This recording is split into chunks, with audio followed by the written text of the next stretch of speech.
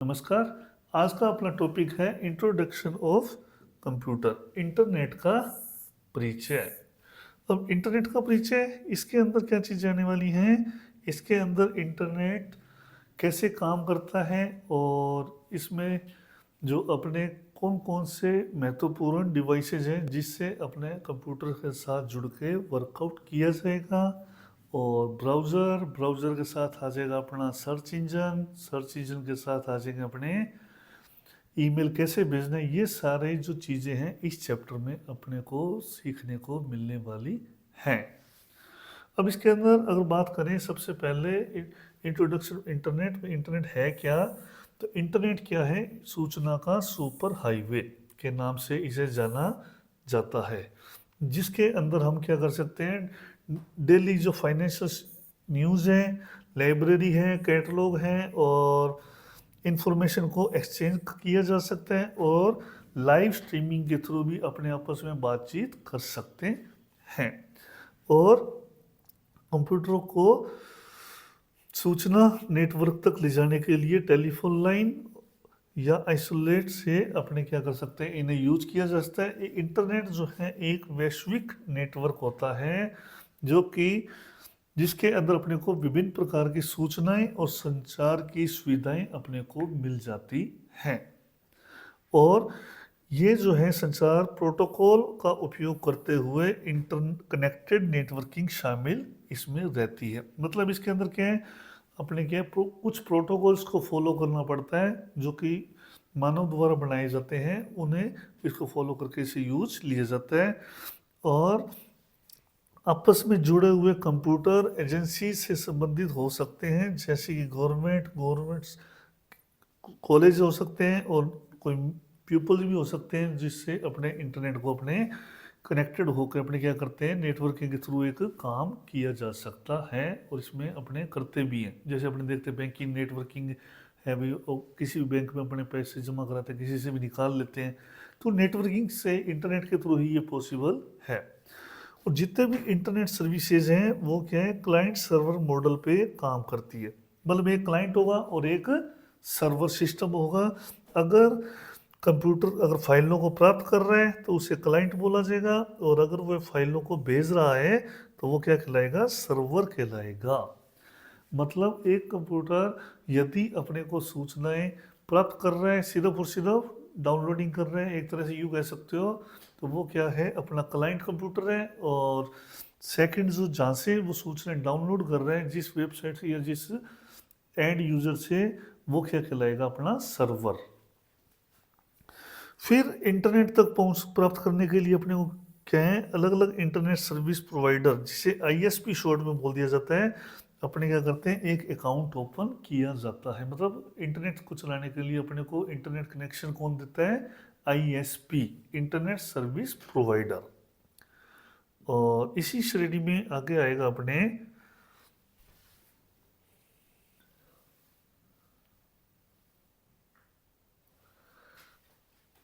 Internet का diagram, जिसके अंदर अपने ये देखते हैं कि इंटरनेट कैसे कंप्यूटरों को वेब सर्वर और ये सारे क्या आ जाएंगे, अपने सर्वर, अपने आगे क्या आ गए, ये सारे क्लाइंट्स आ गए, जो कि अलग अलग तरह से अपने को जुड़ के वर्कआउट करते हैं, एक विश्व स्तरीय नेटवर्क को अपने जुड़ के काम कर पाते हैं। और फिर आता है इंटरनेट को एक्सेस कैसे करें। अब जब अपने कंप्यूटर को सेटअप कर लिया जाता है तो इंटरनेट को एक्सेस करना चाहेंगे या भेजना चाहते हैं, जैसे ईमेल भेजना, ईमेल प्राप्त करना, वेब ब्राउजिंग कर सके, तो इन सब के लिए सबसे पहले हमें क्या चाहिए, इंटरनेट एक्सेस करने के लिए एक कनेक्शन की रिक्वायर रहती है और एक ब्राउज़र की आवश्यकता रहती है। मतलब इंटरनेट कनेक्शन और एक वेब ब्राउज़र हमें रिक्वायर रहता है।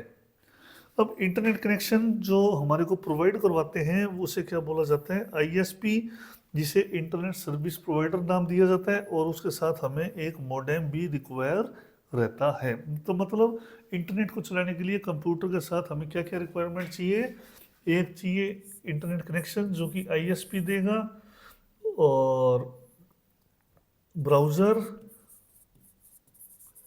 और मॉडेम, इनसे अपने जुड़ के अपने क्या करते हैं, इन सबको कनेक्ट करके पीसी के साथ हम इंटरनेट को यूज लेते हैं। आईएसपी यहाँ पे इंटरनेट कनेक्शन के लिए लिया गया है क्योंकि इंटरनेट कनेक्शन हमें आईएसपी ही देता है। अब आईएसपी को इंटरनेट सर्विस प्रोवाइडर या प्रदाता बोल दिया जाता है, जो कि इंटरनेट की सुविधाएं हमें उपलब्ध कराता है, जो कि अलग अलग हो सकती हैं, प्रॉफिटेबल और नॉन प्रॉफिटेबल दोनों चलती है, प्राइवेट भी होती हैं, तो उसमें अलग अलग सेवा प्रदाता रहते हैं। और इंटरनेट सर्विस प्रोवाइडर द्वारा प्रदान की जाने वाली अलग अलग सेवाएं, जिसमें internet access, internet transit, domain name पंजीकरण और वेब होस्टिंग, यूजनेट सेवा का कलेक्शन शामिल रहता है। मतलब इंटरनेट जो आईएसपी है हमें अलग अलग सर्विसेज देते हैं, कोई जैसे डोमेन नेम में वेबसाइटों का काम है, या फिर अपने इंटरनेट चलाने के लिए, और वेब होस्टिंग के लिए जैसे डोमेन नेम का हो गया, इसी तरह यूजनेट हो गया, या अपने अलग अलग चीज़ें इसमें शामिल रहती हैं। अब नेक्स्ट जो अपना आता है वो आती है मोडेम। अब मोडेम क्या चीज़ है? मोडेम एक अपनी ऐसी डिवाइस है जो कि टेलीफोन लाइनों या केबल के द्वारा इसे संचालित किया जाता है, और ये क्या करती है, ये हमें सिग्नल ट्रांसलेशन का ये वर्क करती है। अब ये जो मशीन है अपने मोडेम जो है अपने एनालॉग से डिजिटल और डिजिटल से एनालॉग सिग्नल ट्रांसलेट करती है। अब मोडेम का जो काम है डिजिटल इंफॉर्मेशन को एनालॉग में और एनालॉग सिग्नल को डिजिटल में कन्वर्ट करने का कार्य रह जाता है। अब ये जो आपके डायग्राम है ये है मोडेम का, और मोडेम जो है अपना जो वर्क रह जाता है डिजिटल इंफॉर्मेशन को एनालॉग में, जिसे D2A बोल दिया जाता है, और एनालॉग इंफॉर्मेशन को डिजिटल में, जिसे क्या बोल दिया जाता है A to D। अब डिजिटल से एनालॉग और एनालॉग से डिजिटल जो ट्रांसलेशन होता है उसे क्या बोला जाता है, ये भी कई बार पेपर में हमारे पास क्वेश्चन आ जाता है। अब डिजिटल से एनालॉग, जैसे मॉडेम एक कंप्यूटर का या अन्य digital device outgoing digital signal को एक copper twist pair cable telephone line के लिए क्या कर देता है, एनालॉग सिग्नल में कन्वर्ट करता है, पर डिजिटल से एनालॉग में कन्वर्ट करता है, जिसे क्या करता है मॉड्यूलेट करना। और एनालॉग सिग्नल को जो प्राप्त हो रहे हैं डिजिटल सिग्नल, उसे एनालॉग में कन्वर्ट करने को क्या बोल देते हैं, डीमोडुलेट। मतलब एनालॉग से डिजिटल, डिजिटल से एनालॉग, मतलब यहाँ पे क्या हो रहा है मॉड्यूलेशन हो रहा है, और इधर डीमोडुलेशन। तो अपना जो है मोडेम एनालॉग से डिजिटल और डिजिटल से एनालॉग ये सिग्नल हमारे ट्रांसलेट करता है। अब इसके टाइप के अंदर अपने क्या जाता है, एक इंटरनल मोडेम, जो ये डायग्राम है ये इंटरनल मोडेम का रह जाता है, जिसके अंदर अपने साइड में बाहर से अपने क्या लगाते हैं, केबल लगा के हम क्या करते हैं इंटरनेट को एक्सेस करते हैं। और ये जो इमेजेस है वो है एक्सटर्नल मोडेम की, जो कि हमने कंप्यूटर का बाहर से अपने अलग से मोडेम कनेक्टिविटी करके हम अपने पीसी में नेट की सुविधा लेते हैं। अब इंटरनल मोडेम जो लैपटॉप के अंदर या डेस्कटॉप के अंदर इंस्टॉल होता है, जो कि नेटवर्क पर जुड़े कंप्यूटरों को साथ कम्युनिकेट करने के लिए काम में आता है, और इंटरनल मोडेम बाहरी मोडेम से ज़्यादा सस्ते होते हैं। मतलब जो कंप्यूटर के अंदर फिट होता है चेसिस बॉडी के अंदर, वो जो मोडेम है कंपैरिजन और एक्सटर्नल मोडेम काफ़ी सस्ते आते हैं, और ये अपने ज़रूरत के हिसाब से अपने आपूर्ति चेसिस से ज़रूरत, क्योंकि इसको एक्स्ट्रा वोल्टेज नहीं चाहिए होती इंटरनल मोडेम को, ये अंदर ही मदरबोर्ड से ही सप्लाई लेता है। और इसके अंदर अपने अलग अलग मोडेम आते हैं, जैसे इंटरनल मोडेम दो प्रकार के आते हैं, जैसे डायल-अप और वाईफाई। मतलब इसमें इंटरनल मोडेम में भी एक तार वाले भी आ जाएंगे और बिना तार वाले वायरलेस जिसे बोल देते हैं वो भी अपने मिलते हैं, ये अपने यूज़ के लिए ले सकते हैं। डायल-अप मोडेम एक टेलीफोन लाइन पे काम करता है, और उस नेटवर्क से जुड़े टेलीफोन नंबर के रिक्वायर रहती है, और उसी से वो वर्कआउट करता है। मतलब अपने जो मॉडेम है वो टेलीफोन लाइन पे या एक मोबाइल नंबर के ज़रिए या एक उसका स्पेसिफिक नंबर होता है उस पे वो वर्कआउट करता है, उससे वो कनेक्टिविटी अपनी करवाता है, स्थापित कनेक्शन किया जाता है। और वाईफाई मॉडेम जो है नेटवर्क से बिना किसी लॉगिन विवरण के कनेक्टिविटी हो जाते हैं, मतलब वो डायरेक्टली कनेक्ट होते हैं। अब मैं एक्सटर्नल मॉडेम जो है अपने मॉडेम को इंस्टॉल करने के लिए एक सुविधाजनक प्रकार हो जाता है, भी अपने चेसिस बॉडी के अंदर इंटरनल फिट नहीं करना पड़ता, बाहर से अपने प्लग एंड प्ले करके उसे आसानी से यूज कर सकते हैं। और ये इसके टेलीफोन लाइन जो है मॉडेम के पीछे पैनल में कनेक्ट हो जाती है डायरेक्टली, और बाहरी मॉडेम आपको अलग से इलेक्ट्रिसिटी सप्लाई देनी होती है, मतलब अडेप्टर के थ्रू अपने अलग से उसे पावर देते हैं। और इनमें से जो मॉडेम के एग्जांपल है डीएसएल मॉडेम और है जो ब्रॉडबैंड कनेक्शन का इस्तेमाल करते हैं, जो कि अपने तेज गति के मॉडेम को अपने एक तरह से समझा जाता है। फिर इसी के अंदर अपने चलते हैं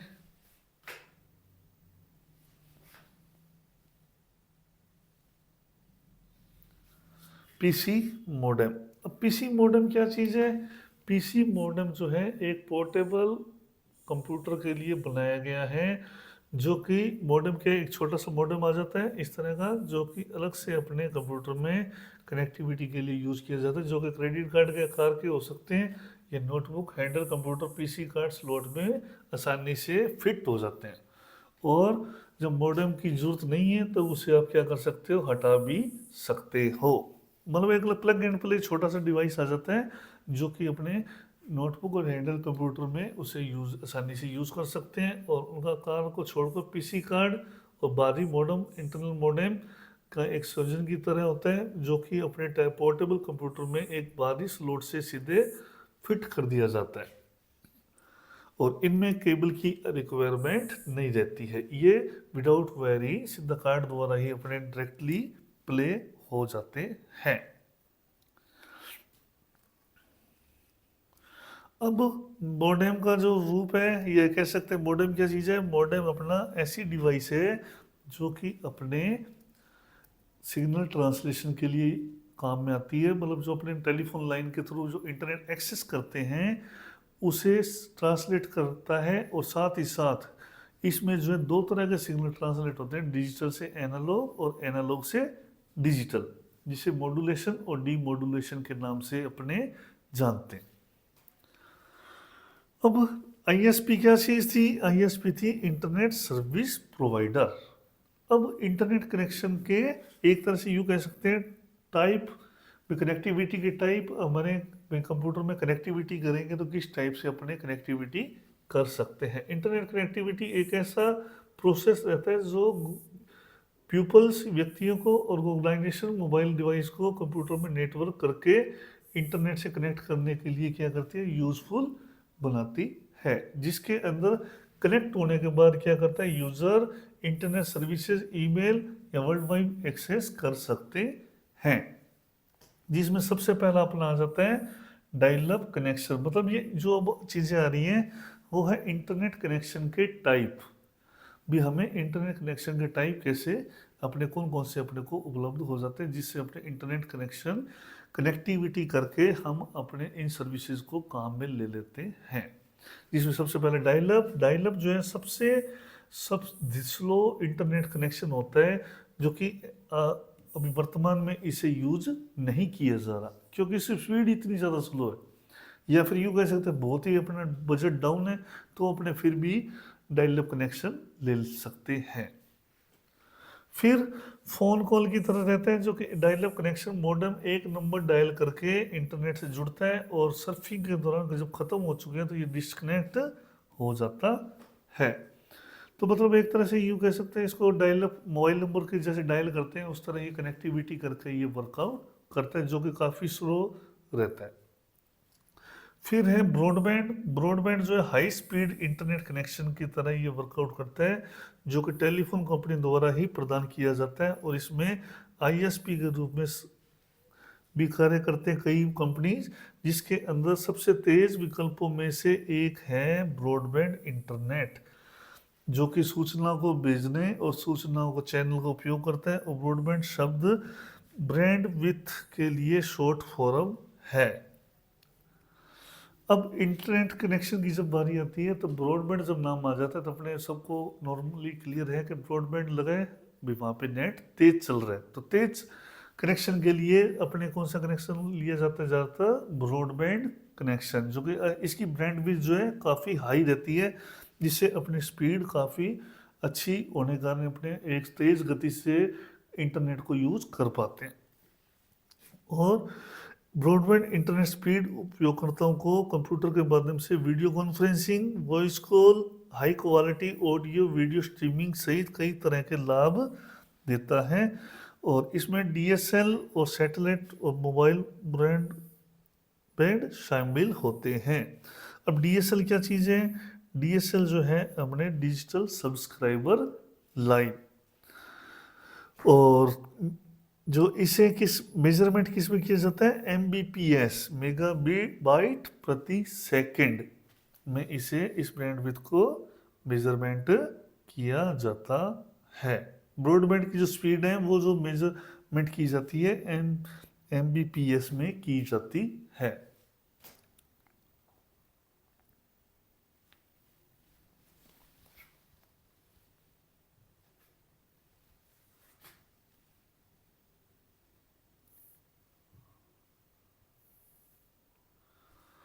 और फिर बारी है इसी के अंदर, ब्रॉडबैंड के अंदर ही अगला जो आ जाएगा वो आ जाएगा अपना वाईफाई, जिसे बोल दिया जाता है वायरलेस फिडिलिटी।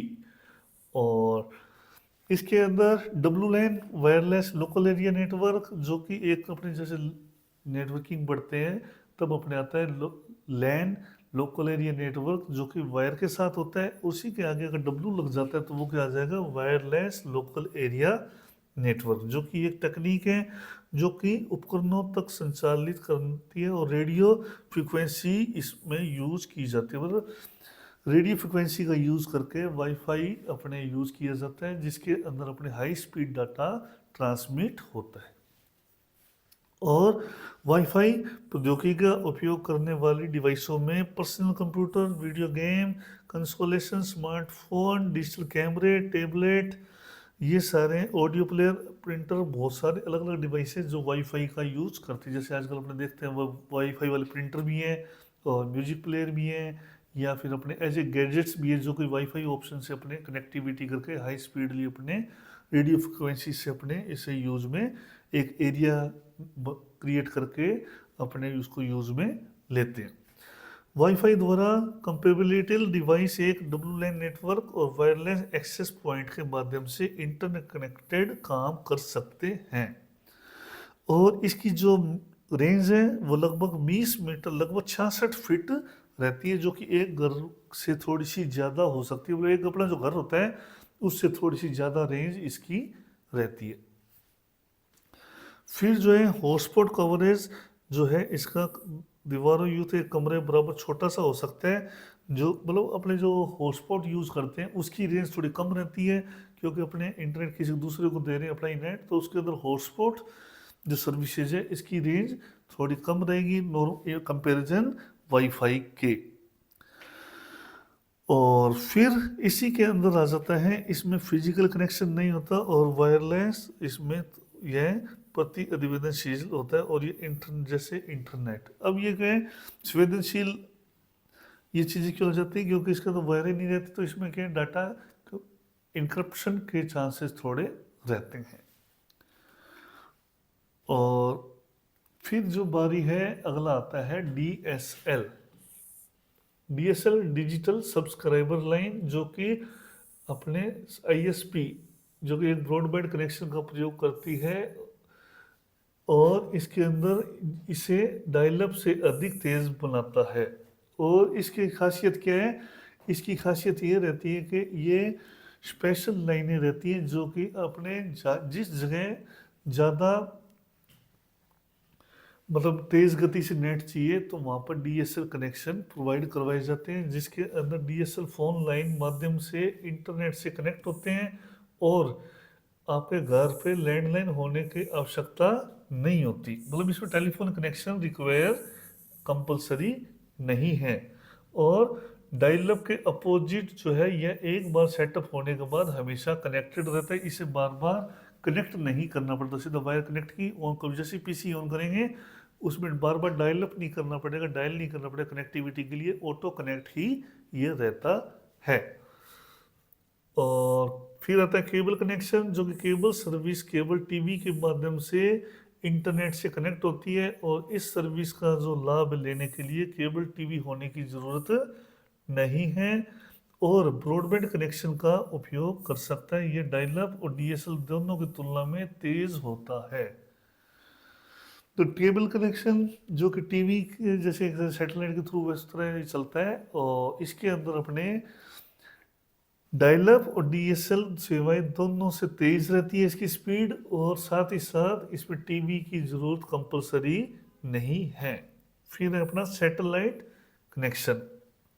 अब ये कनेक्शन जो है ब्रॉडबैंड का उपयोग करता है, लेकिन केबल या फ़ोन लाइनों की आवश्यकता इसमें भी नहीं है। ये जो है पृथ्वी की जो परिक्रमा रिवॉल्व है कर रहे सैटेलाइट उपग्रह के माध्यम से इंटरनेट को जोड़ता है, जो कि दुनिया में कहीं भी इस्तेमाल किया जा सकता है, लेकिन कनेक्शन मौसम की वजह से प्रभावित हो सकता है। मतलब कई वजह से बहुत ज़्यादा बारिश आ रही है तो अपने हो सकता है उसमें सिग्नल वीक हो या उसमें कुछ एरर्स आए। और फिर उपग्रह कनेक्शन उन लोगों के लिए अच्छा विकल्प नहीं होता जो रियल टाइम एप्लीकेशन जैसे गेमिंग वीडियो कॉन्फ्रेंसिंग का उपयोग करते हैं। तो ये इसमें थोड़ी सी कमी कह सकते हैं। फिर नेक्स्ट आ जाता है मोबाइल कनेक्शन, जो कि अपना मोबाइल ऑपरेटर द्वारा उपलब्ध करवाया जाता है, जिसके अंदर 3G 4G और 5G कनेक्शन रहते हैं।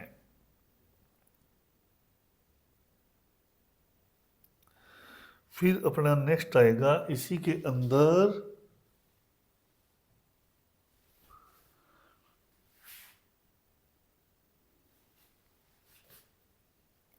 अब छोटे से उपयोगी जानकारी ले लेते पहले, जिसके अंदर मोबाइल ब्रॉडबैंड एक पोर्टेबल मोडेम और mobile phone USB wireless modem tablet या अन्य मोबाइल उपकरणों के माध्यम से वायरलेस इंटरनेट एक्सेस के लिए प्रयोग में लिया जाने वाला एक शब्द है। अब जो है नॉर्मली ब्रॉडबैंड और इंटरनेट टेलीफोन कनेक्शन वाले में क्या डिफरेंस जाता है। डायल अप वाले में अपने क्या है बार बार उसे डायलिंग करके एक अपने को इंटरनेट कनेक्शन स्थापित करना पड़ता है, और साथ ही साथ उसके अंदर ये इसकी स्लो भी रहती है स्पीड। और दूसरा ब्रॉडबैंड जो तेज़ गति का नेट है, और इसे बार बार एक बार अपने कनेक्शन स्थापित कर दिया तो दोबारा उसे नहीं करना पड़ता, डायरेक्टली वो फिर वो ऑन ही रहता है, जिसके अंदर कई तरह के आ जाते हैं। और इसकी ब्रॉडबैंड की इंटरनेट की गति किस में मापी जाती है, MBPS।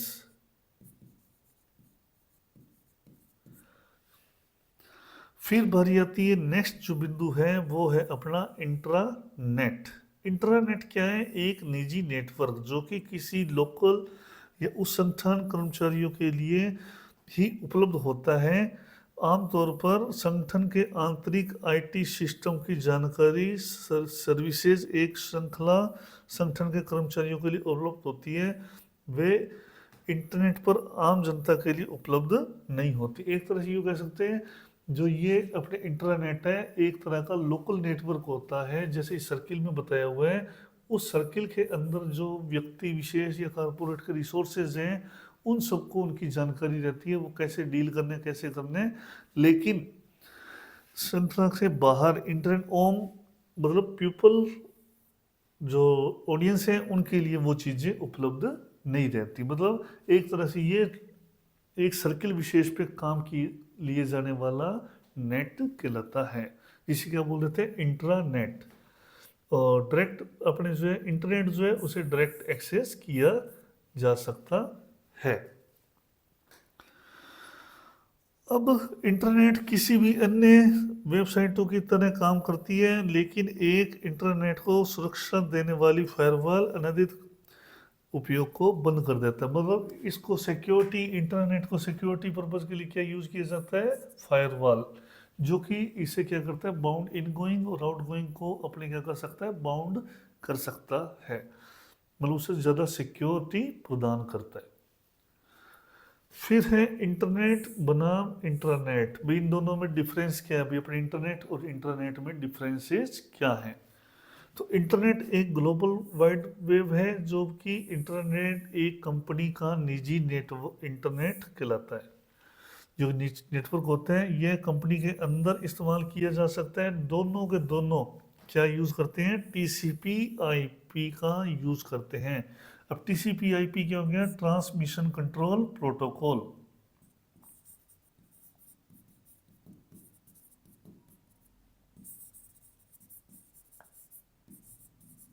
प्रोटोकॉल और आईपी इंटरनेट प्रोटोकॉल।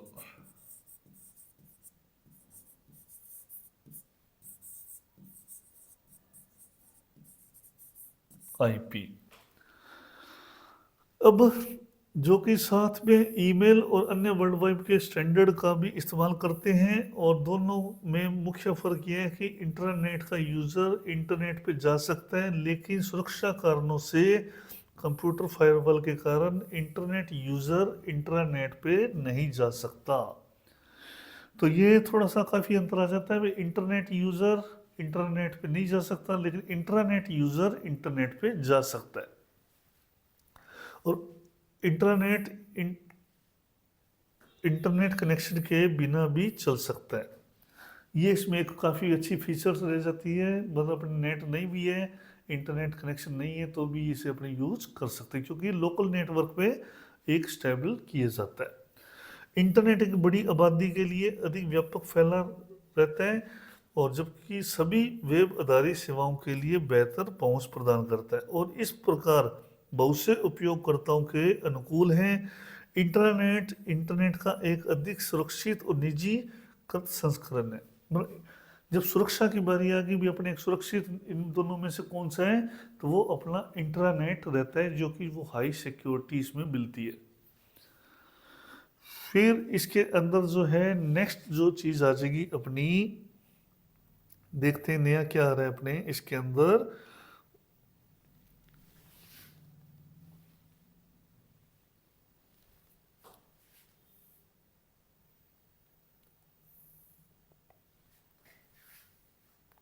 नेक्स्ट है ये डायग्राम इंटरनेट और इंट्रानेट का, जो कि इसमें समझाया गया है कि ये इंट्रानेट चल रहा है और इसके ऊपर क्या चल रहा है, फायरवॉल। जो कि अपने को अभी जो रीड आउट किया था, इंटरनेट यूज़र इंटरनेट तो यूज़ कर सकता है, लेकिन इंटरनेट यूज़र इंटरनेट पे घुसपैठ या अंदर नहीं जा सकता। और दोनों को नेटवर्क को जोड़ने को क्या बोल देते हैं, एक्स्ट्रा नेट। अब फिर आ जाती है वेबसाइटों को ओपन करना। एक वेबसाइट को ओपन करना या खोलना। एक वेबसाइट वेब पेज को खोलने से पहले उन घटकों सिस्टम के पीछे अवधारणा को समझना बहुत ही महत्वपूर्ण रहता है। अब इंटरनेट को ओपन करना कैसे करना है वो तो है, लेकिन उसके पीछे कुछ अपने महत्वपूर्ण बिंदु आ जाते हैं, जिसके अंदर सबसे पहला आ जाता है WWW, वर्ल्ड वाइड वेब, जो कि ओपन सोर्स इंफॉर्मेशन स्पेस है। WWW क्या चीज़ है, एक ओपन सोर्स अपना स्पेस है, जहाँ पर डॉक्यूमेंट एवं बाकी रिसोर्सेज को उनके URL द्वारा पहचाना जाता है। यह डॉक्यूमेंट्स एवं web resource hyperlink text link द्वारा आपस में जुड़े होते हैं और इंटरनेट के माध्यम से एक्सेस किए जा सकते हैं। मतलब इसके अंदर डॉक्यूमेंट्स है, ये जो भी अपने रिसोर्सेज फाइलिंग है, ये एक लिंक से आपस में कनेक्टेड रहते हैं और उन्हें आसानी से इंटरनेट से यूज किया जा सकता है। वर्ल्ड वाइड वेब का इस्तेमाल अरबों लोगों द्वारा इंटरनेट पर करते हैं, और एक विशिष्ट पेज को वर्ल्ड वाइड वेब पर एक इसे किस नाम से जानते हैं, वेब पेज के नाम से जाना जाता है। वर्ल्ड वाइड वेब के जो ग्लोबल लिंक्स हैं ये आपस में जुड़े रहते हैं, इनको अपने क्या बोल देते हैं, एक वेब पेज बोल देते हैं। और वेब पेज को स्पेशलाइज्ड सॉफ्टवेयर द्वारा इस्तेमाल करके यूज़र मशीन पे रन किया जाता है, ये यूज़ किया जा सकता है, और जिसको अपने क्या कर सकते हैं, नाम दे से जाना जाता है वेब ब्राउज़र। अब वेब ब्राउज़र क्या चीज़ है, वो चीज़ आने वाली है अपने, और वेबसाइटें क्या है वो चीज़ आएंगी, और इसी के अंदर अपने क्या हैं, वेब पेज के ऊपर क्या चीज़ें मिल जाती है, text, image, video, multimedia components, ये हाइपरलिंक आदि से मिलकर क्या बन जाता है, वेब पेज। अपने कहते हैं वेबसाइट अगर वेब पेज पे जाए तो वेब पेज पे अपने को क्या चीज़ें मिल जाएंगी, वेब पेज पे हमें audio, video, multimedia component, navigation features, hyperlink, ये सब चीज़ें हमें इस पे मिल जाती हैं। फिर इंटरनेट और वर्ल्ड वाइड वेब एक दूसरे के स्थान पर इस्तेमाल होते हैं, लेकिन वे समान नहीं हैं, और इंटरनेट हार्डवेयर भाग के रूप में भी कहा जा सकता है। इंटरनेट को हार्डवेयर और सॉफ्टवेयर दोनों के रूप में जाना जाता है, क्योंकि ये इसमें क्या है, कॉपर वायर का फाइबर ऑप्टिकल केबल या वायरलेस कनेक्शन के माध्यम से जुड़े कंप्यूटर नेटवर्क का संग्रह है, जबकि वर्ल्ड वाइड वेब सॉफ्टवेयर का भाग के रूप में जाना जाता है। डब्ल्यू वर्ल्ड वाइड वेब जो है एक तरह का सॉफ्टवेयर है, और इंटरनेट जो है एक तरह का केबल्स का एक जाल कह सकते हैं, जिसके अंदर कॉपर वायर या ऑप्टिकल केबल्स को यूज़ करके एक कनेक्टिविटी या कंप्यूटर का नेटवर्क रहता है। और इसके अपोजिट वर्ल्ड वाइड वेब जो है सॉफ्टवेयर के रूप में इसे अपने कनेक्टिविटी ये अपने को उपलब्ध करवाता है। अब वेब पेज हाइपरलिंक और यूआरएल के माध्यम से जुड़े रहते हैं, और वर्ल्ड वाइड वेब इंटरनेट द्वारा उपलब्ध कराई गई सेवाओं में से एक है, जिसमें email, chat, blogging, files transmitting internet पर सेवाओं के एग्जाम्पल रहते हैं। अब वर्ल्ड वाइड वेब इंटरनेट द्वारा क्या उपलब्ध कराई गई अलग अलग सर्विसेज अपने को उपलब्ध करता है, जैसे ईमेल भेजते हैं या फिर अपने को डाउनलोडिंग करते हैं, फाइलों को ट्रांसफ़र करते हैं, तो ये सर्विसेज अपने को इस पर मिल जाती है। अब है वेबसाइट। वेबसाइट क्या चीज़ है, वेबसाइट वर्ल्ड वाइड वेब फाइलों को एक निजी संबंधित कलेक्शन है, जिसमें एक पेज भी हो सकता है और बहुत सारे पेज भी होते हैं। और इसके फर्स्ट पेज को क्या बोल दिया जाता है, होम पेज बोला जाता है, और किसी भी वेबसाइट को एक्सेस करने पे सबसे पहले खुलता है। मतलब अपने जब वेबसाइट को चलाते हैं तो उसमें जो पहला पेज जो अपने ओपन आता है सामने, तो उसे क्या बोला जाता है, वेब पेज। और वेब पेज के अंदर जो फर्स्ट पेज रहेगा उसे अपने क्या बोल देंगे, होम पेज। भाई अपने क्या है, जब वेबसाइट चलाई तो उसमें जो आ रहा है अपना फर्स्ट स्क्रीन आएगी, उसे अपने होम पेज बोलेंगे। और ये किसी भी कंपनी या व्यक्ति जिसकी वेबसाइट होती है, वो आपकी कंपनी अपनी जो वेबसाइट के होम पेज पर एड्रेस देता है, क्योंकि होम पेज के द्वारा पूरी वेबसाइट को नेविगेट किया जा सकता है। जब भी अपने को कोई वेबसाइट बोलता है ये मेरी वेबसाइट है, कंपनी देती है, तो वो अपने को एड्रेस जो देती है वो किसका देती है, होम पेज का देती है, क्योंकि अपने उस होम पेज से साइट के ऊपर उपलब्ध अलग अलग फीचर्स पे नेविगेट कर सकते हैं। अब नेक्स्ट जो आ जाता है, वेबसाइटें जो है बेसिकली एक गवर्नमेंट वेबसाइट या गैर लाभकारी संस्थाएं भी हो सकती है, एनजीओ की भी हो सकती है, और वेबसाइट एक व्यक्ति, व्यापार, अन्य ऑर्गेनाइजेशन कार्य भी हो सकता है। और आम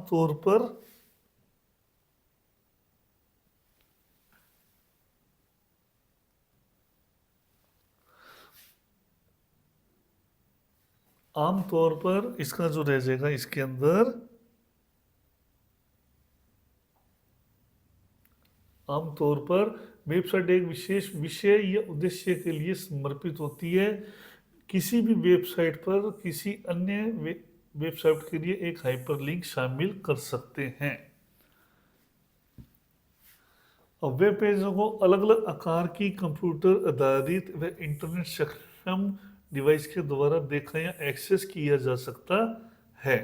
और desktop computer, laptop, PDA, mobile phone एक वेबसाइट को एक कंप्यूटर सिस्टम से होस्ट किया जाता है और वेब सर्वर कहते हैं।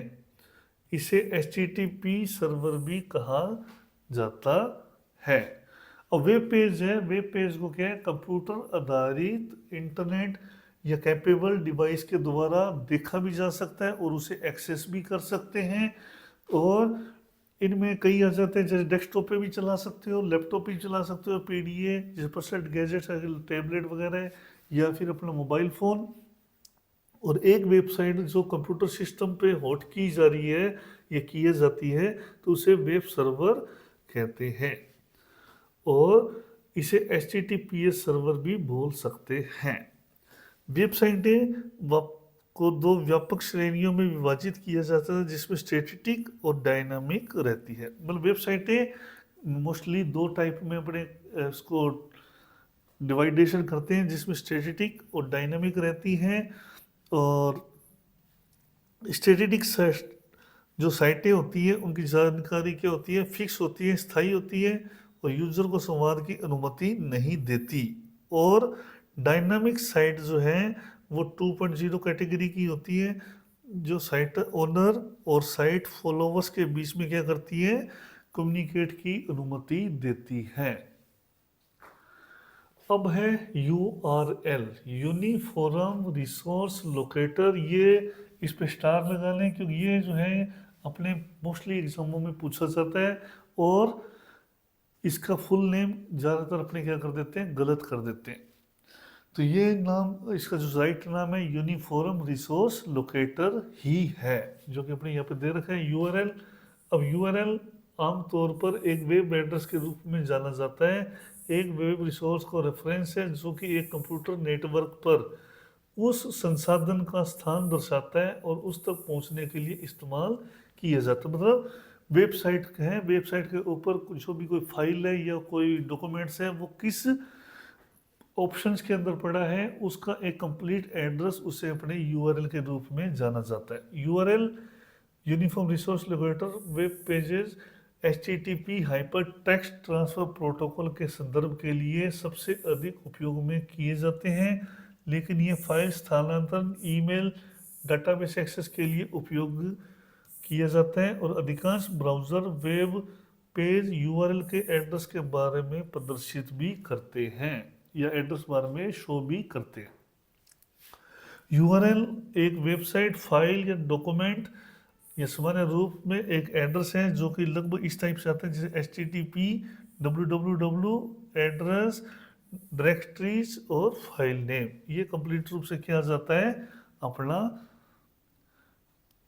URL। और URL के अंदर अब इसके अलग अलग डिवाइडेशन जो कि पेपर में मोस्टली पूछ लिए जाते हैं। जैसे HTTP है तो HTTP को क्या बोल देते हैं, हाइपर टेक्स्ट ट्रांसफर प्रोटोकॉल।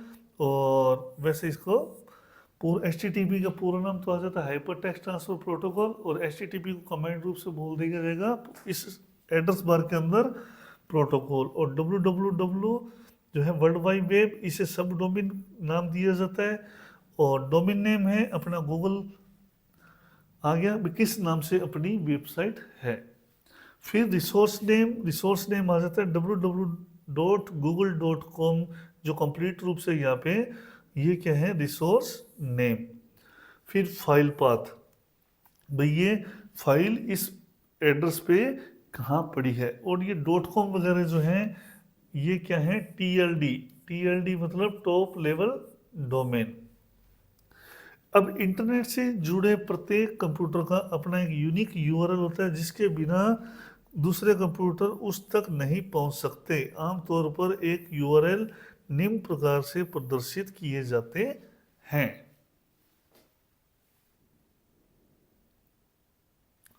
अब है इसका टाइप, URL का एग्जांपल दे रखा है इसमें, भाई कैसे इसमें URL को शो किया जाता है या कैसे अपन शो कर सकते हैं। अब एक प्रोटोकॉल HTTP और होस्ट का नेम और एक फाइल का नेम, ये इसको शो करता है। TLD टॉप लेवल डोमेन है, जो टॉप लेवल डोमेन के कुछ एग्जांपल ये दिए हुए हैं जिसके अंदर अपने क्या आ जाता है, .com, .edu, .gov, .net, .org। जो कि .com जो व्यवसायिक के लिए यूज होता है कमर्शियल पर्पज से, edu एजुकेशन के लिए, और gov गवर्नमेंट के लिए, और .net नेटवर्किंग के लिए या नेटवर्क के लिए, और संगठन के लिए org यूज किया जाता है। फिर domain name system, DNS, domain name system. अब ये क्या चीज़ है? डोमेन नेम सिस्टम जो है इंटरनेट डोमेन नामों का पता लगाने और उनके इंटरनेट एड्रेस प्रोटोकॉल में ट्रांसलेट करने का एक तरीका है। मतलब डोमेन नेम क्या चीज़ है? डोमेन नेम या DNS जो है अपना क्या करता है? वेब एड्रेस को IP एड्रेस में कन्वर्ट करने का एक तरीका है, या ये इसका वर्क है, जिसके अंदर ये जो है domain name system computer services किसी भी इंटरनेट या किसी निजी नेटवर्क से जुड़े संसाधन को श्रेणीबद्ध वितरित नामांकन प्रणाली है, जो डोमेन नेम जो मनुष्य द्वारा आसानी से याद किए जा सकते हैं और संख्यात्मक IP एड्रेस में परिवर्तित करने का तरीका है, जिसकी आवश्यकता कंप्यूटर सेवाओं व डिवाइसों के लिए दुनिया भर में होती है। अब डोमेन नंबर सिस्टम या डोमेन नेम सिस्टम क्या चीज़ है? डोमेन नेम सिस्टम अपना जो है वेब एड्रेस को IP एड्रेस में परिवर्तित करता है। ये इसका एक वर्क रहता है, क्योंकि अपने को वेब एड्रेस याद करने थोड़े आसान हो जाते हैं, नंबर याद करने थोड़े कॉम्प्लिकेशन रहती है। तो DNS क्या करता है? ये अपने जो है डोमेन नेम जो है उनको किस में कन्वर्ट करता है? अपने IP एड्रेसेस में। और फिर बारी आती है हमारा वेब ब्राउज़र। अब वेब ब्राउज़र क्या चीज़ है? वेब ब्राउज़र एक एप्लीकेशन सॉफ्टवेयर है जो हमारे पिछले चैप्टर में भी आया था। उसमें एक, अगर आपको याद है तो वो क्या था? गेस करें।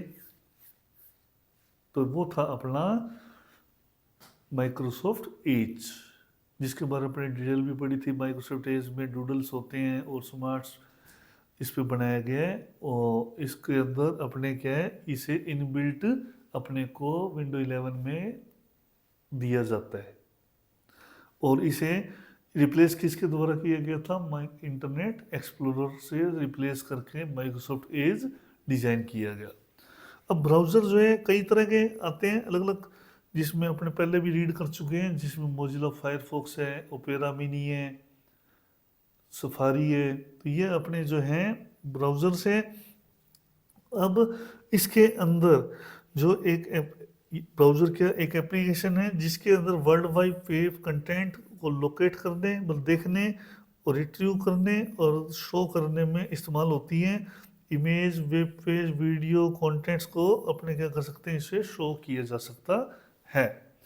अब एक क्लाइंट सर्वर मॉडल की तरह ब्राउज़र एक क्लाइंट की तरह काम करता है और जो यूजर के कंप्यूटर पर रन होता है। ब्राउज़र वेब सर्वर को संपर्क करके इंफॉर्मेशन रिक्वेस्ट करता है और उसके बाद वेब सर्वर सूचना प्राप्त करके वापस वेब ब्राउज़र को भेज देता है। ब्राउज़र इस इंफॉर्मेशन को प्रोसेस करके कंप्यूटर पर डिस्प्ले करता है। मतलब जो भी अपने संवाद करना है, कम्युनिकेट करना है, उसके लिए अपने क्या यूज़ करते हैं? ब्राउज़र को यूज़ करते हैं। उसके अंदर एड्रेस लिखते हैं, URL कॉपी पेस्ट भी कर सकते हैं, बुकमार्क भी बना सकते हैं। ये चीज़ें अपने क्या है ब्राउज़र के माध्यम से अपने रिक्वेस्ट भेजते हैं और ब्राउज़र हमें उन रिक्वेस्ट के ऊपर क्या करता है? रिस्पॉन्ड देता है। और फिर बारी है अपने नेक्स्ट की जो है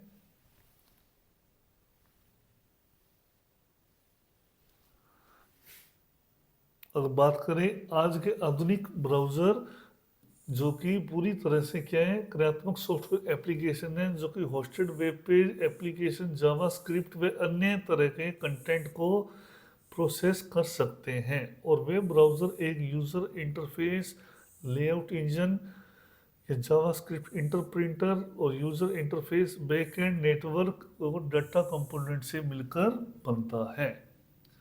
अब आजकल क्या है, जो अपनी वेबसाइटें हैं अलग अलग जावास्क्रिप्ट या काफ़ी डीपली लैंग्वेज की हो गई हैं, तो उनको एक्सेस करने के लिए स्पेशली डिज़ाइन कर दिए गए हैं, मतलब उसको कैपेबल बना दिया गया है, जो उन्हें क्या कर सकते हैं, एक्सेस कर पाते हैं।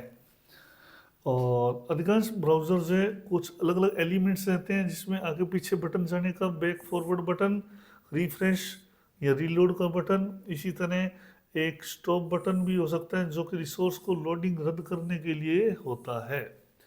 और इसी तरह होम बटन और यूज़र के होम पेज पर लौटाने के लिए यूज़ किया जाता है। और एक एड्रेस बार जो वांछित रिसोर्स या वेब यूनिफॉर्म का आइडेंटिफायर दर्ज करने के काम में आता है।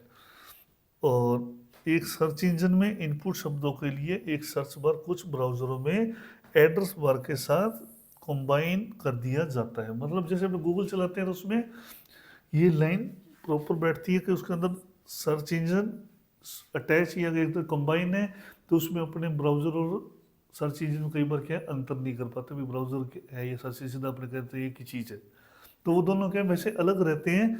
तो ब्राउज़र का रोल अलग रह जाता है, ब्राउज़र का काम रह जाता है अपने वेब पेजों को शो करना, जबकि सर्च इंजन का जो वर्क रह जाता है अपने को जो कीवर्ड टाइप किए उसके बेसिस पे इंडेक्सेस प्रोवाइड कराता है, या अपने जो भी सर्च कर रहे हैं उसके रिलेटेड अपने को इन्फॉर्मेशन देता है। जबकि वेब ब्राउज़र अपने द्वारा टाइप किए गए एड्रेसेस या वेब पेजों को शो करता है डायरेक्टली।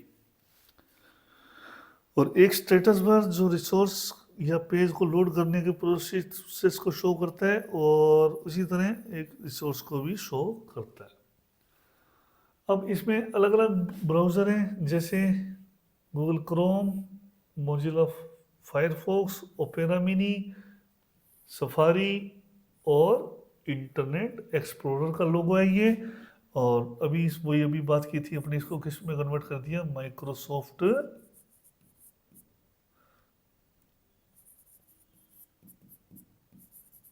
एज। और दो सबसे जो लोकप्रिय की बात करें तो वही माइक्रोसॉफ्ट एज और गूगल क्रोम है जो कि सबसे ज़्यादा यूज़ किए जाते हैं। और उसके बाद जो मार्केट में अपने को ज़्यादा देखने को ये यूजेबल मिल जाते हैं वो मिल जाता है फायरफॉक्स, एप्पल सफारी और ओपेरा मिल जाता है। और इसको अगर अपने ब्राउज़र में अगर देखते हैं तो ये जैसे ही अपने चलाना है गूगल क्रोम, तो उसके लिए अपनी ये एड्रेस टाइप किया जाता है www.google.co.in, और अपने सीधा डायरेक्टली रिडिक्रेट हो सकते हैं।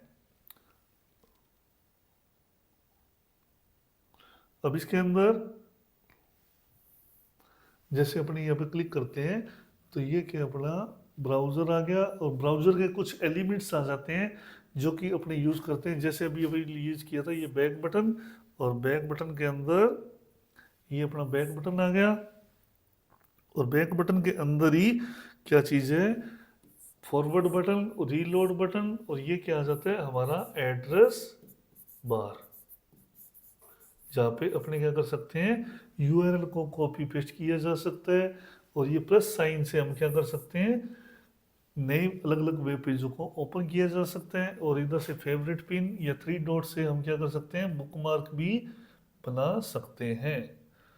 जैसे हम बुकमार्क बनाना है तो बुकमार्क के लिए अपने को क्या है इन 3 डॉट पे क्लिक करके इस पे अपने क्या मिल जाता है बुकमार्क का ऑप्शन मिल जाता है, और बुकमार्क के अंदर अपने अपने बुकमार्क बनाए जा सकते हैं जो भी अपने बनाने चाहें।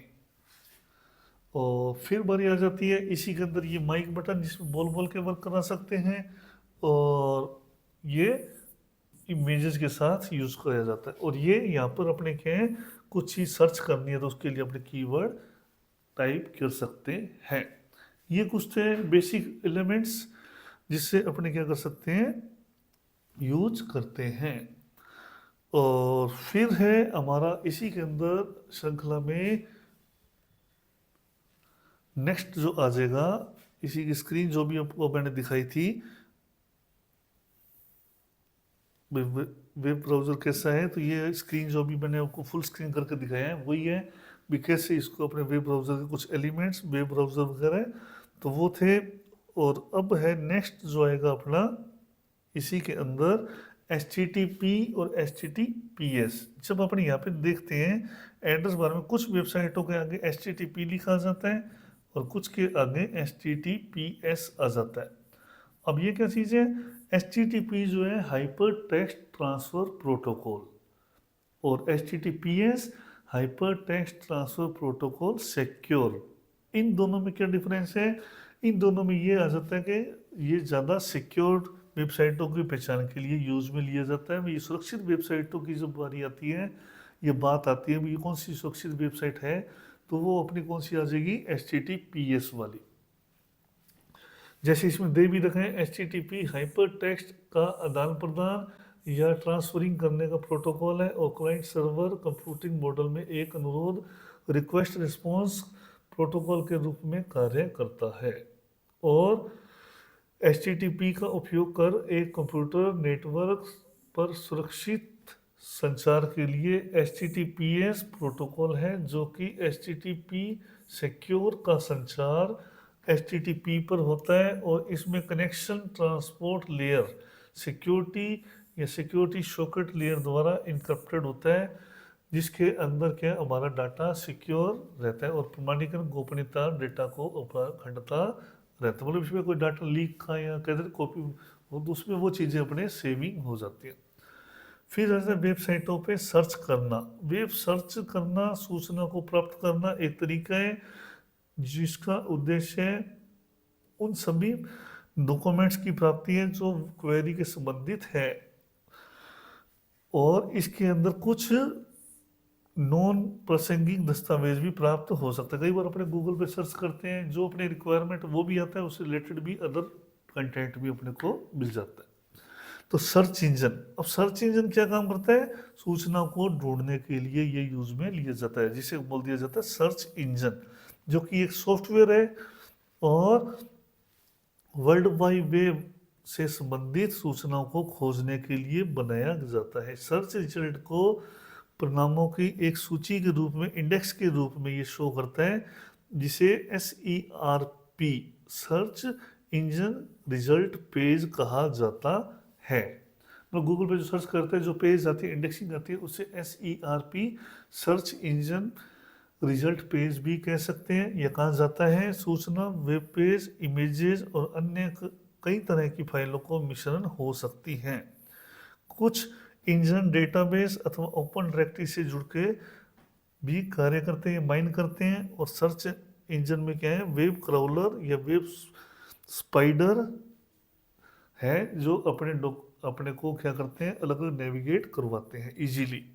उसका भी अभी लेंगे भी कैसे ये करता है वेब क्राउलर वगैरह।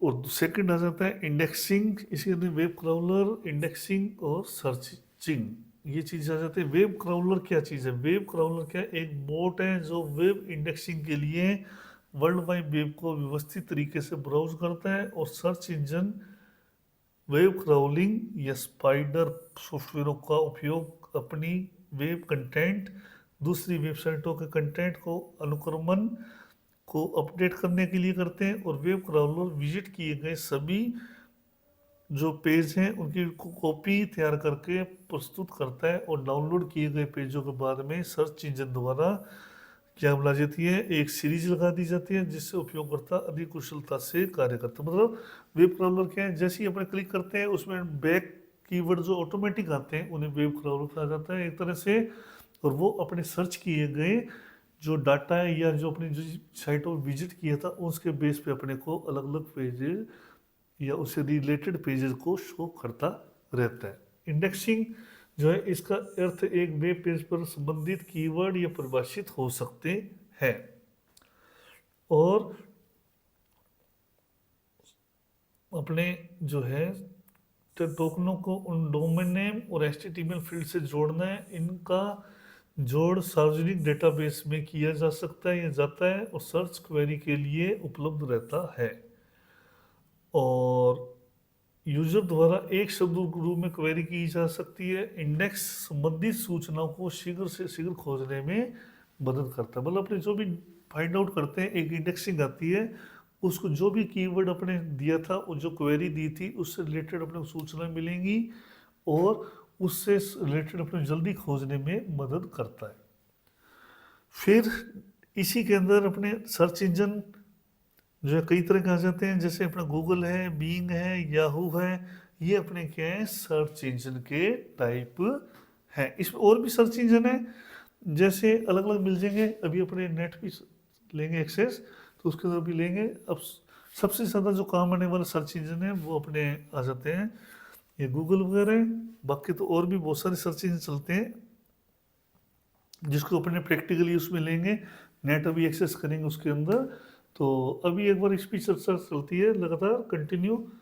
तो इसके अंदर जैसे विकीपीडिया आ गया, तो विकीपीडिया का एक शब्दकोश विश्व आ जाता है जिसके अंदर लोग क्या है सुगमत रूप से लिखा जा गया है या लिखा है, और इसके अंदर मल्टीपल लैंग्वेजेस में अपने को क्या मिल जाते हैं डाटा मिल जाता है। और एक ऐसी वेबसाइट है जिसके अंदर लेखकों और सह कोलेबरेटिव कार्य शामिल है, जिसके अंदर लगातार सुधार भी हो रहे हैं, और इसके अंदर अपने किसी भी कीवर्ड से अपने को क्या मिल जाते हैं रिसर्चेस मिल जाती है। और ईमेल नेक्स्ट टॉपिक आएगा। ईमेल से पहले अपने एक बार ब्राउज़र पे और सर्च इंजन पे बात देखते हैं भी क्या चीज़ है। जैसे ही अपने प्लस करते हैं तो अभी अपन ने किया था, ये तो आ गया अपना अभी थोड़ी देर पहले ही लिया था अपन ने ब्राउज़र। अब ब्राउज़र क्या था, ब्राउज़र के अंदर अपने यहाँ पे कुछ भी लिख के अपने क्या कर सकते हैं वर्कआउट कर सकते हैं। जैसे गूगल चलाया तो गूगल लिखेंगे तो यहाँ पे क्या आ जाएगा सर्च इंजन, और ये पे अपने यहाँ से अपने क्या आ जाता है फाइंड आउट आ जाता है, जिसके अंदर अपने यहाँ से रीलोड कर सकते हैं पेज को, बैक जा सकते हैं, पिछले पेज पे जाना, वापस आना होम पेज पे लिए, और यहाँ पे यूआरएल, और इसके अंदर अपने क्या माइक का जो निशान है उसके अंदर अपने बोल के भी चला सकते हो। और ये गूगल लेंस जिसके अंदर बाय इमेज भी अपने उसे फाइंड आउट कर सकते हैं। और यहाँ पे अपने को टूल्स मिल जाते हैं भाई किस कैटेगरी का हमें डाटा ढूंढना है। भाई हमें इमेजेस ढूंढनी है तो इमेजेस के लिए हमें इमेज पे कर लेते हैं, और फिर दूसरा आ जाता है वीडियो के लिए, और आजकल एआई मोड भी दे दिया है और शॉर्ट वीडियो के लिए। और शॉपिंग करनी है तो ये हमारे को क्या अलग अलग टाइम मिल जाता है जिससे हमें ढूंढना सर्च आसान हो जाएगा। और ये है हमारा ऐप बटन जिसके अंदर हम क्या कर सकते हैं अलग अलग एप्लीकेशनों को एक्सेस किया जा सकता है, जिसके अंदर हमारा यूट्यूब है, गूगल मैप है, जीमेल है। अभी जो जीमेल की बात की थी वो इसी पे आएगी, तो उसके ऊपर अपने लेते हैं। अभी पहले अपने जीमेल को थ्योरिकल रीड करेंगे फिर प्रैक्टिकली पे आएंगे। तो इसके अंदर अपने जो एप्लीकेशन है इसकी यहाँ पे अपने को मिल जाती है, जिसका चैप्टर भी अपनी बुक के अंदर अलग से है, जिसपे Google doc, Google sheet, Google workspace पे ये सारा फाइल आती है। और फिर वापस अपने एक बार उसी बुक पे चलते हैं, और बुक के अंदर ईमेल अकाउंट। तो अब आते हैं ईमेल पे। ईमेल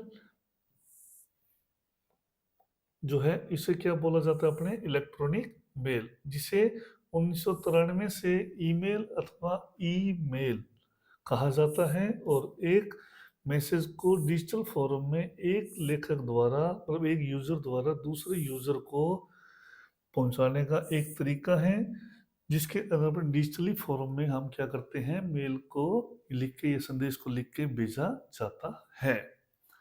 अब ईमेल इंटरनेट अथवा अन्य कंप्यूटर नेटवर्क द्वारा संचालित होता है, और आज का email system store forward model पर कार्य करता है। मतलब अपने संदेशों को स्टोर भी करता है और साथ ही साथ फॉरवर्ड करने की भी अपने को फैसिलिटी मिल जाती है। यह इस मॉडल पे वर्कआउट होता है। ईमेल सर्वर इसे स्वीकार करते हैं, फॉरवर्ड करते हैं और संग्रहित भी रखते हैं। इसलिए उपयोगकर्ता को प्राप्तकर्ता को एक समय पर ऑनलाइन होना अनिवार्य नहीं होता। मतलब यूजर और सेंडर दोनों सेम टाइम पे लाइव हो ये कंपलसरी नहीं है, मतलब उसमें दोनों को इंटरनेट एक्सेस सेम टाइम पे एक्सेस होना जरूरी नहीं है। तो हैं और इंटरनेट ईमेल मैसेज के जो भाग हैं वो तीन रहते हैं, जिसके अंदर संदेश इनवलप, संदेश हेडर और मैसेज बॉडी। संदेश हेडर सूचना को कंट्रोल करता है, इसमें कम से कम ईमेल के मूल प्रेषक ईमेल एड्रेस तथा प्राप्त करने वाले ईमेल एड्रेस होते हैं। और इसके अंदर जो अलग-अलग फ़ील्ड है जिसके अंदर विषय का हेडर या मैसेज देने की तारीख व अधि समय जोड़ दी जाती है। और ईमेल प्लेटफ़ॉर्म जो सर्विस प्रोवाइडर एक तरह से बोल सकते हैं, उनमें Gmail, Hotmail, Yahoo mail, Outlook अन्य सर्विस प्रोवाइडर होते हैं, जो आपसे अपने क्या कर सकते हैं, मेल आईडी क्रिएट कर सकते हैं। और ईमेल का जो फॉर्मेट है आईडी का, वो रहता है जिसके अंदर लोकल पार्ट और डोमेन नेम। अब ये डोमेन नेम से जो पहले का मतलब ये पार्ट सिंबल से जो पहले का पार्ट हो जाता है उसे लोकल पार्ट बोल दिया जाता है, ये यूजर नेम। और इसके अंदर सेकंड नाम जो है वो आ जाता है अपना डोमेन नेम, जो कि जीमेल, हॉटमेल, वाईमेल हो सकता है। और फिर है अपना नेक्स्ट को एक्सेस करना। ईमेल को एक्सेस करने के लिए हमें क्या चाहिए, इंटरनेट कनेक्शन जो इस्तेमाल करने के लिए कैसे भेजते हैं मेल अपने, तो इंटरनेट पे ईमेल भेजने के लिए हमें क्या कंप्यूटर में एक इंटरनेट कनेक्शन की रिक्वायरमेंट रहेगी और साथ ही साथ उसमें क्या रहेगा, एक सक्रिय ईमेल खाता और भेजने वाले की प्राप्त करने वाले की सुविधा हो। दोनों में पास क्या होना चाहिए, मेल होना चाहिए जिस पे अपने मेल रिसीव या सेंड कर सकते हैं और भेजने के लिए ये स्टेप्स फॉलो करेंगे, जिसके लिए अपने चलते हैं नेक्स्ट स्क्रीन पे। और नेक्स्ट स्क्रीन पे आते हैं और अपने ये देखते हैं कैसे वर्कआउट होगा। तो इसके लिए सबसे पहले हमें अपना गूगल चला लेना है कंप्यूटर पे। और गूगल जब चलाएंगे तो इसके अंदर यहाँ पर हम क्या लिख देंगे, जीमेल।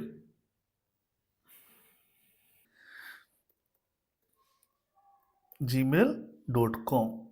अब gmail.com पे जैसे ही अपने जीमेल लिखेंगे तो अपने को अकाउंट यहाँ पे ऑलरेडी मेरा ओपन है तो वो अपने को शो कर रहा है। वैसे अगर नया अकाउंट बनाना है तो अपने क्या करेंगे, ऐड अकाउंट। यहाँ पर अपने क्या बनाएंगे, अपनी मेल आईडी नई क्रिएट कर सकते हैं।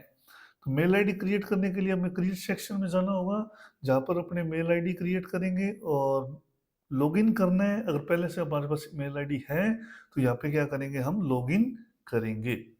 तो अकाउंट क्रिएट करने के लिए क्रिएट पे, और यहाँ पे हमारे पास क्या मिल जाएंगे, अकाउंट क्रिएट करने के तरीके। और जैसे ही अपने पर्सनल पे यूज पे करते हैं और फिर हमें क्या देना होता है, यूजर नेम। यूजर नेम हम कोई भी रख सकते हैं।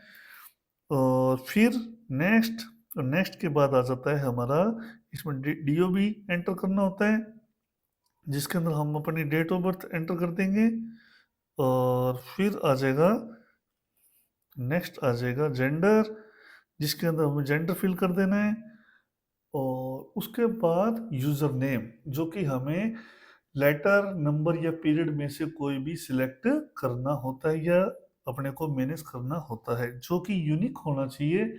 जब तक हमारा यूनिक नहीं होगा तब तक ये हमें क्या रीटाइप करना होगा, या इनमें से जो हमारे को वेबसाइट सजेस्ट करेगी उनमें से ही कोई हमारे लेना होगा।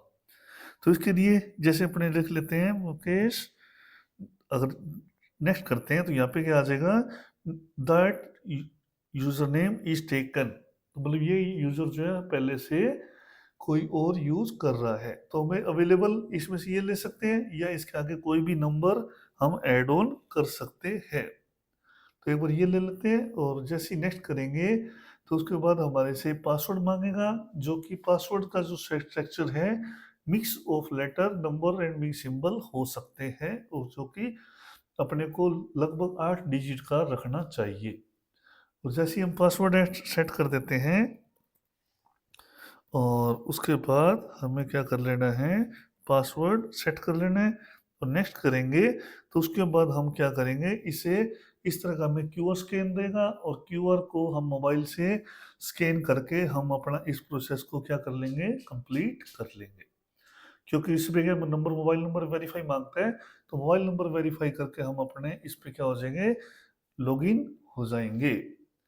तो ऑलरेडी लॉगिन है मेरा, तो उस पर चलते हैं आगे के प्रोसेस के लिए।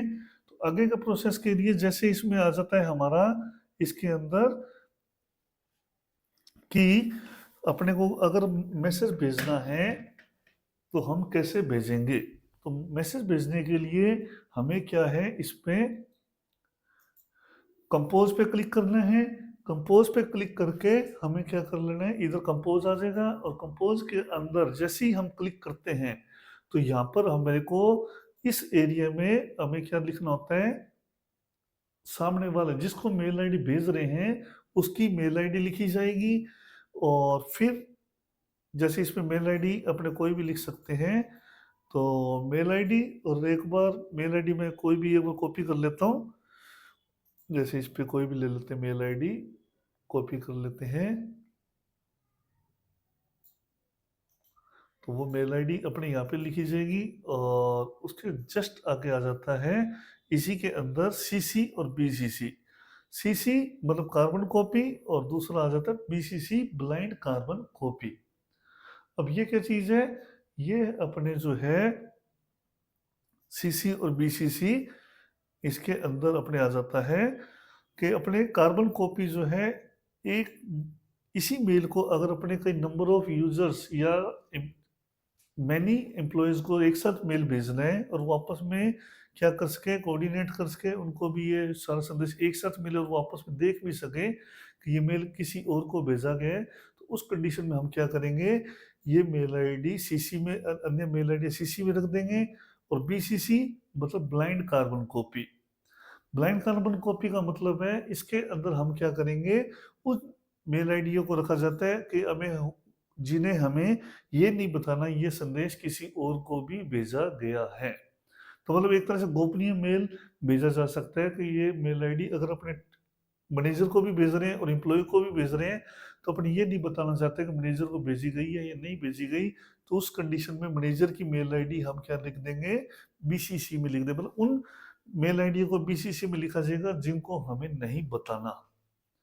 सब्जेक्ट, इस एरिया में हम क्या करते हैं, सब्जेक्ट लिखा जाता है जहाँ पर अपने क्या, जिस चीज़ को अपने मेल भेजना है या जिस टॉपिक पे हम मेल भेजना चाहते हैं। और ये आ जाता है हमारा मैसेज एरिया, जिस पे हमें क्या करना है, मेल लिखना होता है। इसके अंदर सबसे पहले वही 3 पार्ट में आ जाता है, अपने हेडर और बॉडी और उसके बाद सेंडर डिटेल, जिसके अंदर अपने यहाँ पर मैसेज बॉडी अपने ऐड कर देंगे भी किस टॉपिक विशेष पे हम क्या कर रहे हैं, मेल भेजा जा रहा है, उसको लिखा जाता है, टाइप किया जाएगा। और उसके अलावा सेंड डिटेल, जैसे ही हम यहाँ पे सेंड बटन दबा देंगे तो उस एरिया में वो मेल, हमारा मेल चला जाएगा। और लिखे हुए मेल को अपने क्या करना है, जैसे एक बार अपने में थोड़ा सा ये जैसे लिख लिया, इसको कॉपी करके इधर ले लेता हूँ। तो इसके अंदर अपने क्या है, जैसे मेल लिख लिया, मेल लिखने के बाद जैसे ही हम सेंड करेंगे तो वो ये संदेश जो टॉप मेल आईडी हमने लिखी है उस मेल आईडी पे मेल चला जाएगा। और ये रह जाता है अटैच फाइल। अटैच फाइल किस लिए आता है, जब हमें मेल के साथ कुछ अन्य डॉक्यूमेंट सेंड करने हो तो हम अटैच को यूज करते हैं। अटैच पे क्लिक करके हम अपने कोई भी फाइल को सेंड कर सकते हैं। जो फाइल हमें सेंड करनी है उसकी लोकेशन देनी होती है और लोकेशन फाइल को सिलेक्ट करके हम जैसे ही ओपन करेंगे वो फाइल क्या हो जाएगी, अटैच हो जाएगी और वो फाइल साथ में जुड़ के चली जाएगी। फिर जो नेक्स्ट आता है वो आ जाता है लिंक, मेल के अंदर लिंक देना। अब लिंक क्या है, यहाँ पे अपने गूगल ड्राइव अपने जो भी है एक्सटर्नल कोई भी लिंक सेट कर सकते हैं। ईमेल अपने गूगल ड्राइव का भी हो सकता है लिंक और अदर ब्राउजर का भी हो सकता है। वो लिंक अपने यहाँ से सर्च करके भी यूज ले सकते हैं या दोबारा को टाइप भी कर सकते हैं। और फर्स्ट आ जाता है इसके अंदर डिस्प्ले नेम।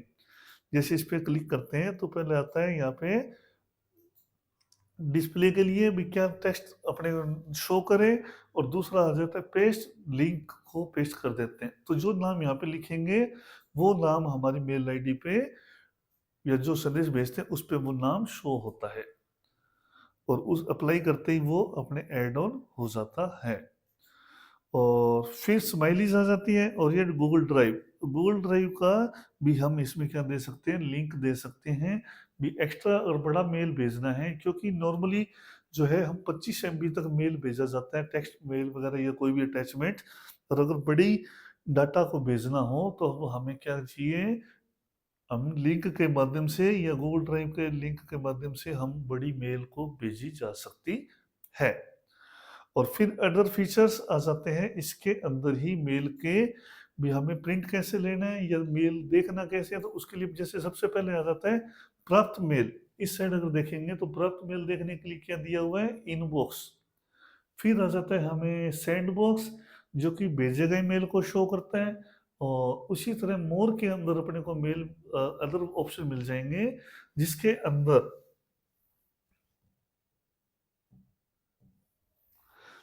अंदर हमें ऑल मेल्स, इनबॉक्स और एन ड्राफ्ट या कहीं भी मेल पड़े हो उनको देखने के लिए।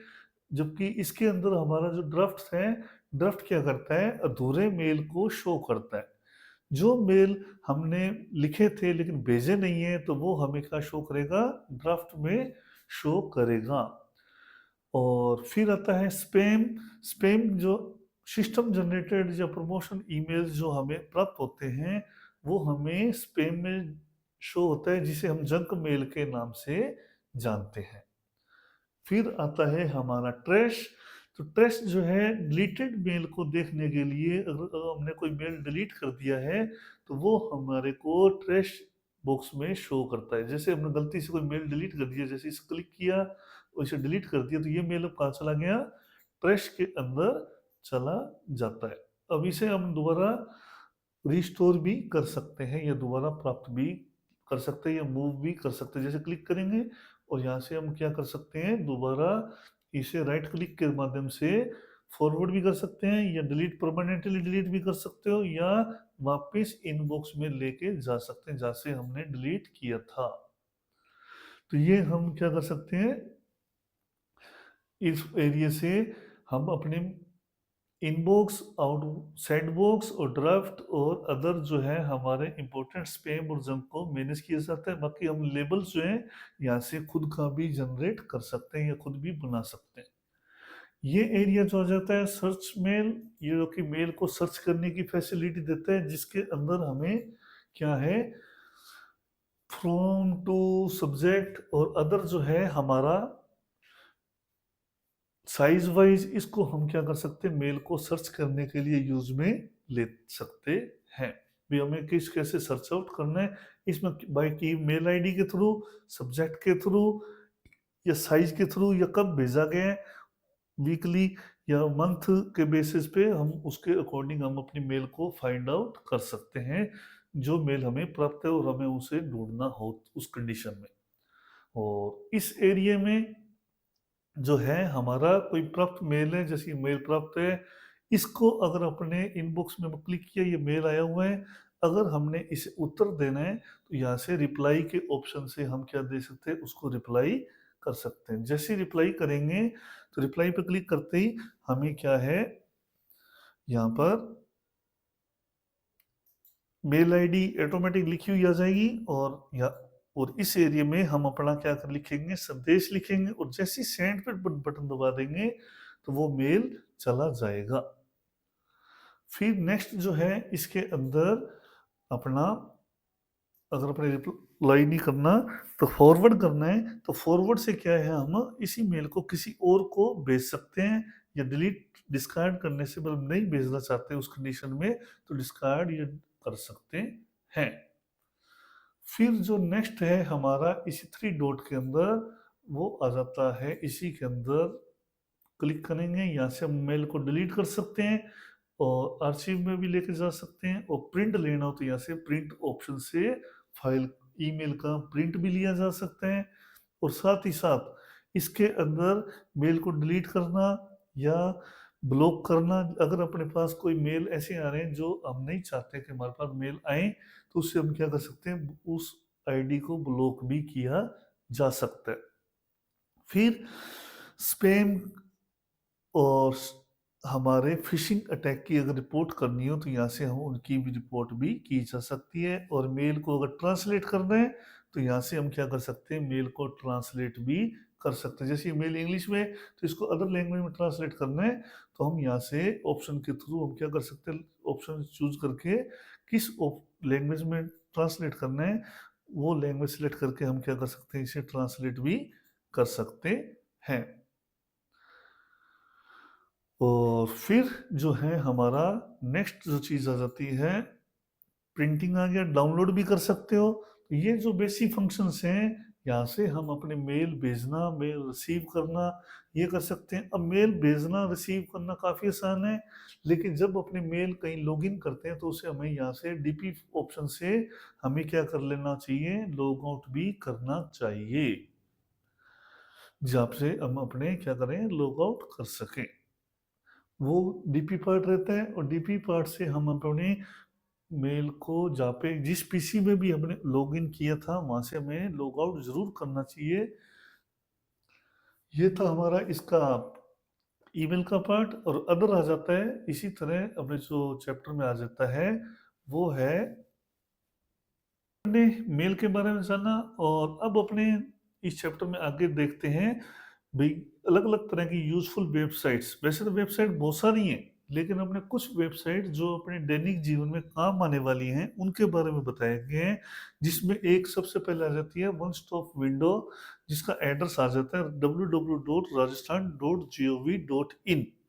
ये वेबसाइट जो है, एक प्रमुख विभागों को संबंधित अनुभागों के लिंक मिल जाते हैं इसके अंदर, जिस पे हम एक डिपार्टमेंट से दूसरे डिपार्टमेंट में इजीली पहुंच सकते हैं। मतलब हमें एक अलग अलग डिपार्टमेंटों के लिए वेबसाइट को खोजने के बजाय हम इस साइट पे जाके हम उस पर इजीली पहुंच सकते हैं। तो इसके अंदर कई विभाग हैं, जैसे डिपार्टमेंटल, अलग अलग डिपार्टमेंट, जैसे स्वायत्त निकाय हो गया, ये राज्य विधानसभा होगी, नगर पालिका होगी, आदि की वेबसाइटों के इसमें लिंक दिए गए हैं।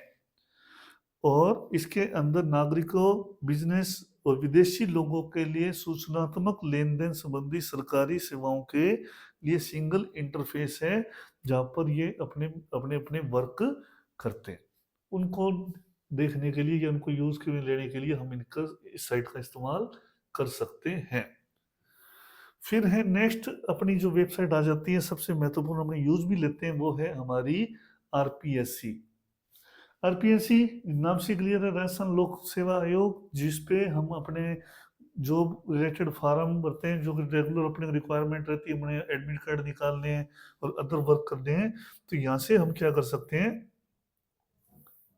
इस साइट पे अपने अलग अलग एडमिट कार्ड लिंक दिए हुए हैं, जिसके अंदर हम क्या कर सकते हैं, अपने इंफॉर्मेशन ले सकते हैं, अपने फॉर्म भर सकते हैं, सिलेबस और अदर जो यूजफुल नोटिफिकेशन है वो हमारे न्यूज़ एंड इवेंट्स में हमारे को शो होता रहता है। यहाँ से हम साइट से हम प्राप्त कर सकते हैं। फिर है राइट टू एजुकेशन पोर्टल, जो कि हमें क्या देता है, गवर्नमेंट जो हमारे को स्कूल, आर्थिक रूप से जो कमज़ोर विद्यार्थी हैं, या क्यों कह सकते हैं कमज़ोर वर्ग हैं, उनके लिए क्या है, गवर्नमेंट 25% सीटों पे फ्री ऑफ कॉस्ट हमारे को पढ़ाई करवाती है, पहली मतलब स्टार्टिंग से 8वीं तक की।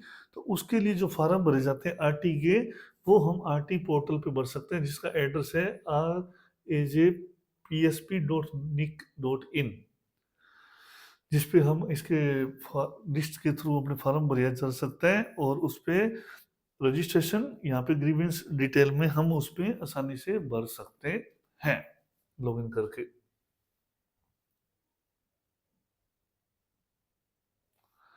ये थे हमारे चैप्टर नंबर 4, और अब आगे है हमारे क्वेश्चंस, जिसको हमने क्या कर लेना है, सोल्व आउट करना है। और कोई इशू हो तो मैं पूछना पड़ेगा आपको कि ये कैसे होंगे, क्योंकि क्वेश्चन का है जो है अभी तक अभी किसी भी चैप्टर के नहीं करवाए जा रहे, वो इसलिए क्योंकि पहले आपको मौका दिया जाए कैसे किया जाए, उसके बाद इसकी अलग से हम आपको आंसर सोल्व आउट करवाएंगे। धन्यवाद, थैंक यू।